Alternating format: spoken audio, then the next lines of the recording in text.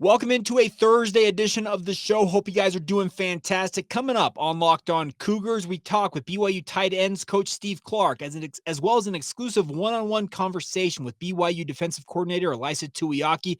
With that as a teaser, let's roll. You are Locked On Cougars, your daily podcast on the BYU Cougars, part of the Locked On Podcast Network. Your team every day.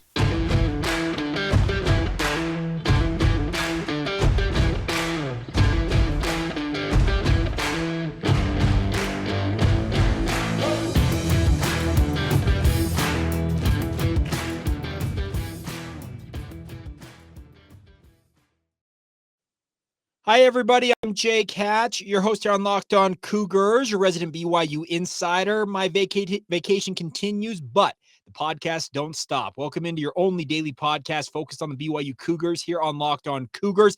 Thank you for making us your first listen of the day. We are very proud to be part of the Locked On Podcast Network. The motto is your team every day, and that is what we are doing, talking all things BYU. I remain on vacation, as I stated, but I have pre-recorded an entire week's worth of shows, and they continue today. Great conversations coming up. Let's start it off with BYU defensive coordinator Ilaisa Tuiaki. A lot of people out there wondering how this defense is going to look in 2022, and for good reason, obviously, because the tail end of last year, not pretty. And Coach Tuiaki acknowledges that. We also talked about some personnel notes, especially when it comes to the defensive front, the specialty that he has coaching BYU's defensive tackles. So without further ado, here you go. BYU defensive coordinator Ilaisa Tuiaki with me one-on-one last week at BYU Football Media Day. Looking ahead a little bit, next year you guys enter the Big 12, and it's going to be, I don't know if you'll go to Dallas, but I'm sure Kalani will go, but how different will it be if this is like a thing of the past, the last time you have to go through something like this? Yeah, that's I haven't thought about that, normally just kind of they tell us where to be and we show up. And so if they do this next year, I wouldn't know any difference. It's like I wouldn't ask, wait, aren't we doing Big 12 media days? Like they say, you got to be here. Here's your polo. All right, sounds good. So tell me where to be and when to be there, right? Yeah, exactly. And what to wear. Yeah. Oh, that's my wife when we got married. I said there's 3 things you need to tell me. Where to be, when to be there, and what to wear. Exactly. So no difference for me. I'm still the same exact way. That's what I like to hear. All right, let's talk a little bit about your defense. I just heard Jared talking about this. Like the last 2 games, I think a lot of people are really down just kind of about the numbers that the defense gave up. What do you expect? I guess I'm asking more for the defensive line perspective on this because you coach the D tackles, but what do you want to see most improved as this group goes into fall camp? You're talking about the D-line? D-line. I guess your tackles in particular. Yeah, just there's a lot of when you're just looking, you're just watching on TV. I think the general fan watches it, and even us as coaches. I mean, when we're in the middle of the game and there's a run that breaks out, you immediately start thinking D-line. You know what I mean? And it doesn't mean that it's not true, but it also doesn't mean that it's always them. And so you go back and look and just some of the ways that we ended up giving up yards last year. It wasn't always the D-line. There's always room for improvement. But I think it's really just us just getting better as a front seven. Missing the backers and having backups and maybe just doing some different things. Hurt us for sure, as you can see just from the results of the last game. But it's front seven. When you look at it, it's front seven. Then after that, it's really the fit of safety. So the whole thing together has got to mesh. Can you elaborate on how big those injuries at linebacker were in retrospect? No, they're big. I mean, I think most teams, when you have an injury, it's just the next guy's up, right?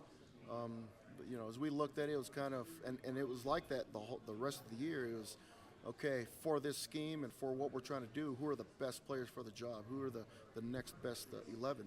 And I think that's why people saw so many different personnel groups and so many different names. Just later in the year, it's kind of like, okay, this is whatever a spread team. This is a team that's a little bit more fast tempo, and we got guys like Jacob Bourne that contributing and just other guys that maybe didn't play as many snaps before that played at the end. I want to ask you about because you coach the tackles. Naisa Mahe as well as Caden Haas, they're both guys that maybe aren't prototypical height, but I feel like they have some natural leverage just because they are shorter than a lot of offensive linemen. Is that in some ways help them? Yeah, that's an advantage of theirs is just you're shorter, but it also means your arms are shorter, and so sometimes if they're not playing with good technique, I mean they get dug out and leveraged by old linemen our old linemen are tall, but those guys are really good players that way, and so. You either want them just looking like a refrigerator, or you want them just tall and playing with leverage. And so I think we've got a good combination of both. But those two players that you mentioned, Caden and Naisa, both have that. They have leverage experience. They have leverage advantages. I remember Kalani saying during spring that just the defensive line as a whole to him just looked bigger. They hit the weight room hard, just naturally gained weight, all that. Do you feel like that's your assessment as well? Yeah, for sure. In 2020, we lost a lot of our D linemen that played and with experience, and so this last year, 2021, we played with so many young guys, and we do have a couple of veterans. Earl Mariner comes back, and I think he might be one of the only freshmen. But some of those other guys like Lorenzo Falatea and all of them and so forth, they've been around, but we bring back all those young freshmen that played: John Nelson, Josh Larson, Blake Mangelson, Hunter Greer, Alema Pili might move from tight end to us, and he had a really good spring. And so we're going to have some guys that had some snaps last year that are going to be really good this year. Last year, and this is my observation just watching the games, I saw you guys go into a 4-3, a 3-4, 3-3-5, 4-2-5, just the versatility. Is there any alignment that I may have missed out on? No, there's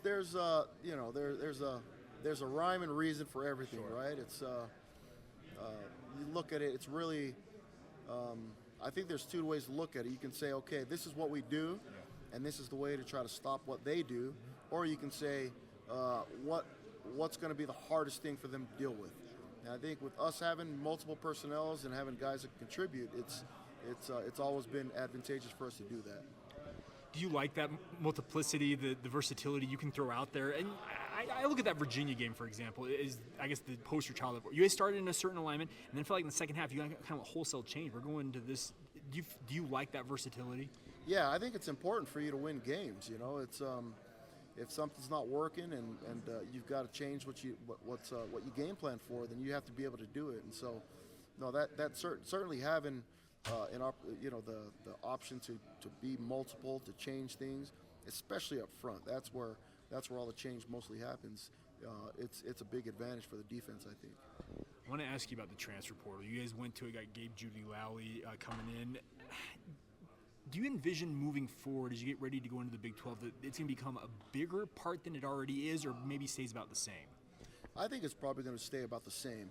It's you go into the transfer portal to look for experience and an immediate need. The same way that you would if you were looking for a junior college kid.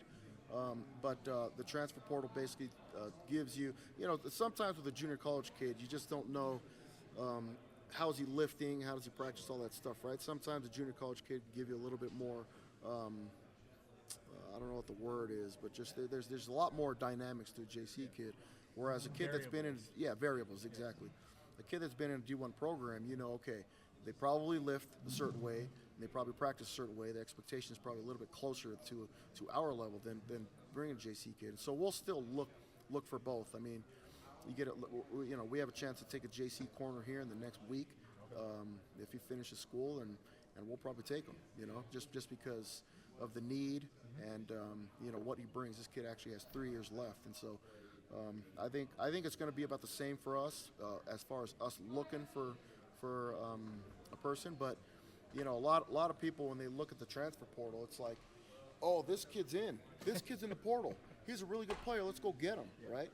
Well, turn around and walk into your locker room and tell who you're getting rid of, like to his face. Hey, we're going to get rid of you for another guy. To me, it's got to be a little bit more of. There's a need here, and we're looking for experience and something that's a little bit closer to what we're looking for, right? It can't be, let's go in and try to get all the best players that we can and kick out any of the guys in your locker room. I think it's not a good way to build your locker room. It's not a good culture to have, and Kalani wouldn't do that, And so In answer to your question, I think it'll be about the same. Last thing for me is NIL is just a hot button issue right now. I think there's a lot of people expecting reform to come at some point, but what is, I guess, your overall perspective on name, image, and likeness? It's changing, you know. That question for us last year was,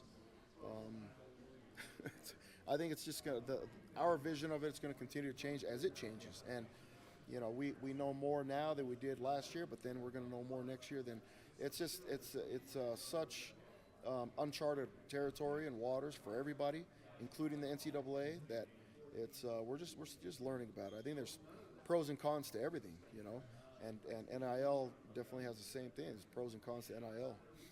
Do you think it's had a net positive or net, I guess, negative impact, or are you neutral on it? I think it depends on the way that you're looking at it. For us, as a program with BYU, I think it's been a big net positive. Kids being able to get more, kids being able to get these deals. I think the networking that allows for some of our guys to rub shoulders with some of these business people is great for their future, you know. It's been positive that way.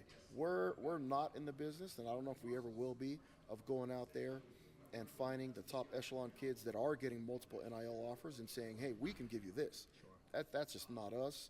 It's not the type of message that we want to give to our players in the locker room, where it's like, okay, you guys have worked hard for your NIL deals and you're getting this.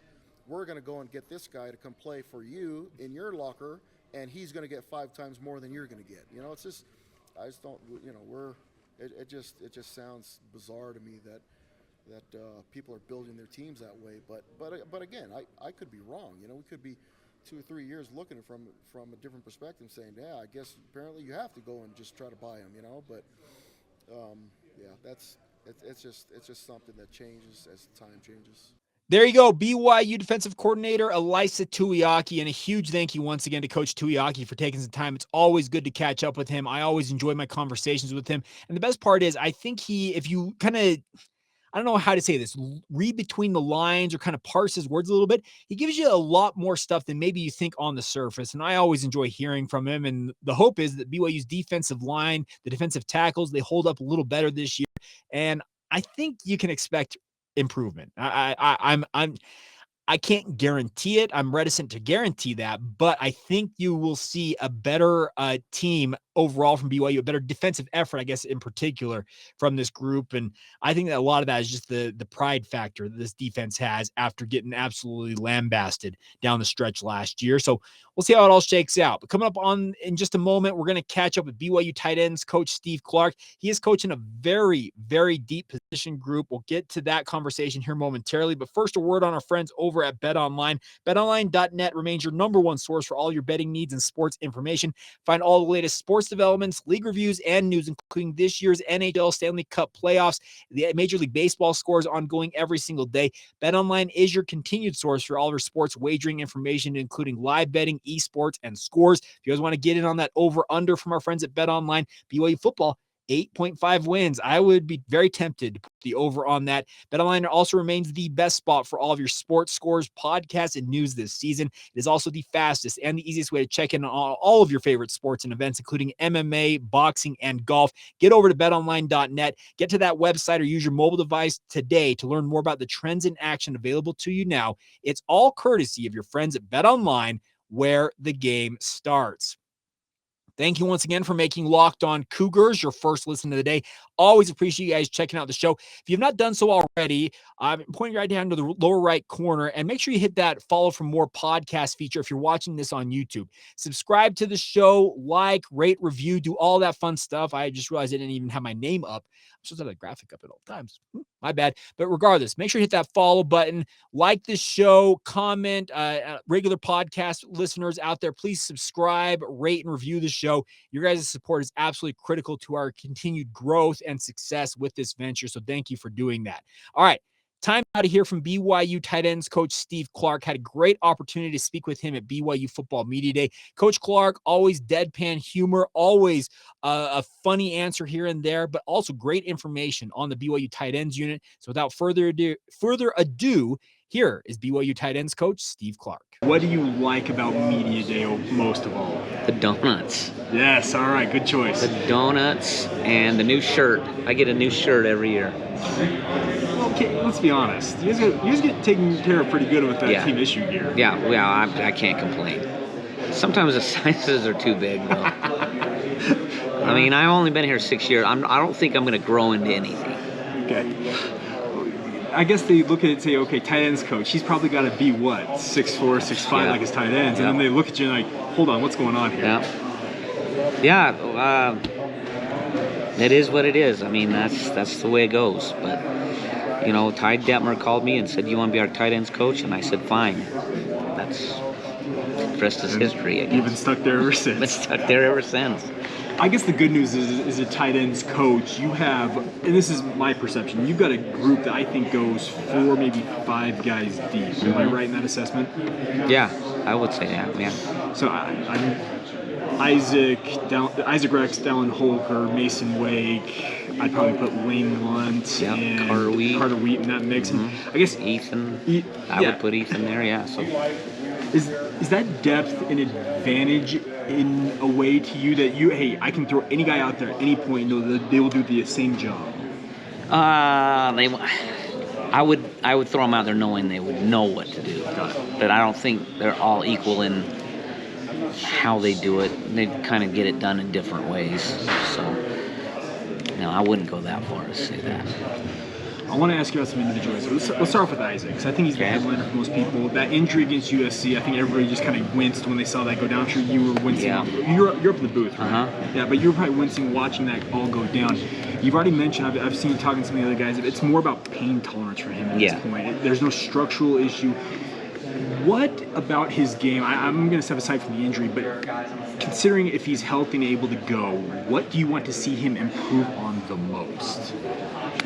I'm always talking to Isaac about pad level because he's tall. Yeah. So, you know, pad level for tall guys can be first step in pad level. He knows. So he knows what we're always talking about that. That's if I can get those 2 things done with him, I'll be and he knows. So pad level, first step, and really getting width and stretch on our wide zone plays. So. All right. So when it comes to Dallin Holker, he strikes me, and I think you usually do Y and F delineation for your tight end group. Is that right? Okay. So he strikes me as like the classic Y tight end, a guy who can split out, but also if you need to put him in line, he can do that. Is he similar to that with what you said about Isaac? Is his ability to just get in there and put his nose in there when he's called upon to block? Yeah. So he's not as, what's good with Isaac is his long levered. He can get in and really cover you up. Dallin's not that big, as big as Isaac. He's tall and long levered. But Dallin has a really good ability to run routes because he did in high school. He was basically a receiver. So he's really good at flipping his hip, keeping his hips down, finding voids and zones. And he's a mismatch against any linebacker. So and he doesn't say a word, but he's really competitive. So that's what I like about Dallin. He kind of exceeded expectations, I think, for most people. Coming back off of a mission and being able to step right on the field like that, what do you think that he'll show this year that maybe he didn't show last year? I think you'll see him show up. I think you'll see him run some different routes. Okay. I think you'll see maybe a different route tree for him that you didn't see him do last year. I'm not going to tell you what those are, though. That's fine. We understand. You got trade secrets. We get all of that. When it comes to, I'm going to tandem these two together because I think that they are kind of the twos, I guess, is the way I delineate them, is Lane Lunt and Carter Wheat. We've seen them at times. Carter goes back 2 years when he really seemed to be on the field the most. Lane's been kind of just a consistent guy throughout that time. What do you want to see, I guess, from one or both of them? I want to see Carter healthy. That's been the biggest thing. He missed spring, right? Yeah, and he runs into bad luck. It seems every spring and every fall. Okay. So that's really what I want to see is Carter stay healthy. Lane just be Lane. Lane does things right, does them the right way, and so I just need Lane to be the same old Lane. Maybe he could smile a little bit more. He's always so ornery. Well, his wife's a national champion, Coach. Like He was ornery before. Oh, okay. I'm just saying. She was a national championship. I'm just saying, like, his wife now, anything he does, she can just say, guess what? I got some hardware over there that says national champion. Oh, don't think that he doesn't get reminded of that quite often. Okay, in meetings, on threads, and we're really proud of Ashton. She's been great, and that's something that they can never take away from her, is that national championship. So hopefully Lane can get one now. Sure. I got two other things I wanted to ask you about. I want to ask you about Ethan Erickson. Okay. He's a guy, I remember you and I talked in the spring about him, and you felt like he was on the verge of potentially this fall breaking out and really showing what he can do. Do you feel like that is still very much the case, and will he be given, I guess, the opportunity to do that? Yeah, he'll be given the opportunity. He's behind some really good players. I mean, that's just the way it is. Is he at their level yet? Probably not. Can he get there? Yeah. It just depends on how fast he decides to get there. But yeah, I mean, it's just the way it is. It's kind of difficult for Ethan, just because of the guys that are ahead of him. But some guys go down, and Ethan might be thrown in there. And I have confidence in Ethan that he can get it done. Your fullbacks, I know Masen plays the tight end position as well, but I'm going to delineate him. Yeah, don't just say fullback. Trust me, he'll punch you. You know, he already warned me. Yeah. At 250 pounds, I'm not going to mess with that kid. But him in Houston, I saw on Twitter that they were talking about potentially getting neck rolls to have some fun this fall. But what do you like about them is just this tandem that you can throw on the field at tight end, at fullback, and wherever you need them. So, you know, you can find a guy that'll go run in there and hit somebody. Anybody will do that. The key with both of them is the hands. So you run in at somebody, you block, and then you slip to the flat, or you throw them a screen, and they're good with the ball after the catch. And that's what, especially Masen, is really good with the ball after the catch. That's what makes him special. But don't call him a full. Don't call him a full. You can call Houston a fullback. Masen thinks he's a quarterback too. Oh, okay. And the kicker. And he wants to return punts and kickoffs. And you gonna let him go PATs? no, he's not doing any of that. There you go. BYU tight ends coach Steve Clark. A huge thank you to him for taking the time. And that tight end unit, 5 guys deep potentially. And Isaac Rex, if I'm Steve Clark and I'm the BYU coaching staff, I'd be just telling Isaac Rex, hey, take your time. Get yourself healthy. We've got all these other guys over here who can hold it down. Make sure you are 100% when you finally take the field. There's no reason to rush a guy like Isaac Rex back out onto the field if he's not feeling right. That's the biggest thing, is you want to make sure that he is feeling himself when he's back out there, because he is an NFL talent. There's no doubt about that in my mind. He's got NFL capability. The biggest thing is just making sure that he is 100% when he gets back onto the gridiron. If he's ready to go by the time USF and BYU square off, so be it. But I would just make sure that he is 100% healthy before you stick him back out there. So we'll see how it all plays out. But a big thank you once again for making us your first listen of the day. Today, by the way, is 1 year countdown eve. I guess that's the way to say it. Tomorrow, July 1st, 2022. 365 days away from BYU officially joining the Big 12 Conference. Special edition tomorrow. We'll talk about a year out from the Big 12. Where is BYU at? Where do they need to go? What are the expectations as they go into this final year of independence in football and the final year in the West Coast Conference and their other sports? We got all that on tomorrow's edition of the podcast. So thank you for making us your first listen of the day. Have a great rest of your day. Now go make your second listen. Our friends over at the Locked On Big 12 podcast. Get caught up on everything going on in the Big 12 with Josh Neighbors. It is 30 minutes or less. It's free and available wherever you get your podcasts, just like this one. So check that out as we go out the door here on today's edition of Locked On Cougars. Until tomorrow, have a great rest of your day. This has been the Locked On Cougars podcast.